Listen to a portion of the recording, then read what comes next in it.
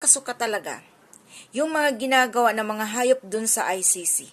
May paiyak-iyak pa kayo. Kunyari, kisyo ganyan. Wala na kayong magagawa. Matanda na si PRRD. Alam nyo, ang kapal ng mga pagmumukha nyo, kayong mga patrimonyo at mga matrimonyo, at kayong human rights, alam nyo kung ano dapat nyo gawin? Hukayin nyo rin dun sa libingan si Udikta at si Jaguar. Yung mga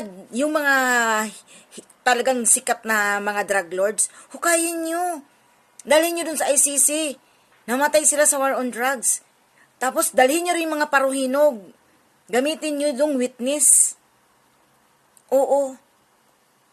Grabe kayo. Kapal ng mga pagmumukha nyo, sana one day, no?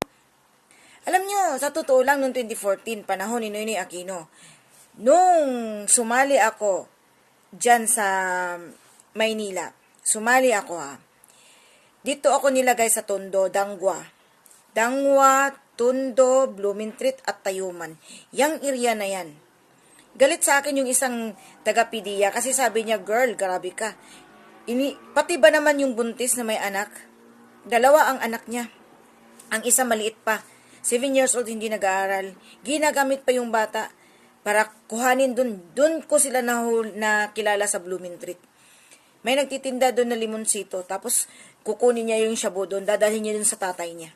Alam niyo, ginagamit nila pati bata. Ngayon, anong ginawa ko? Buntis siya. Pati yung asawa gumagamit. Bumabatak. Alam niyo yung ginawa ko? Inilista ko. Hindi ako naawa. Kasi nga, sabi niya sa akin, sabi niyang katropa ko, girl, grabe ka, wala ka puso. Pati ba naman yung buntis, pati yung mga bata, di mo pinapalagpas. Natural.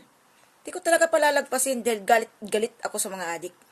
Di ko pinalagpas. Nilista ko. Sabi ni attorney sa akin, sibat ka na lang doon. Sibat ka na lang, Brit. Kasi hindi ka talaga pwede dito. Hindi ako naaawa. Hindi ko pinapalagpas. Nilista ko. Nung hinulin, naawa sila lahat. Hindi ako naawa. Para sa kanila yon, magandang future sa kanila kapag sila yung magbago. Sabi ko, ilagay nyo yan.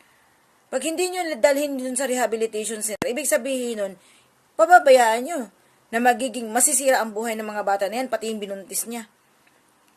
Mag-asawa, pareho tulak at adik. Paano yung mga bata? Ginagamit na ngayon 7 years old para gagamitin nilang runner. Ganyan ang Maynila. Tapos, iyak ayo ng iyak. Putang ina, parang hindi nyo alam. Yang si Father Flavio na yan, pari na yan, na isang adik. Diyos ko, kayong ICC dyan, huwag kayong tanga. Ginagamit yung ICC para lang sa politika.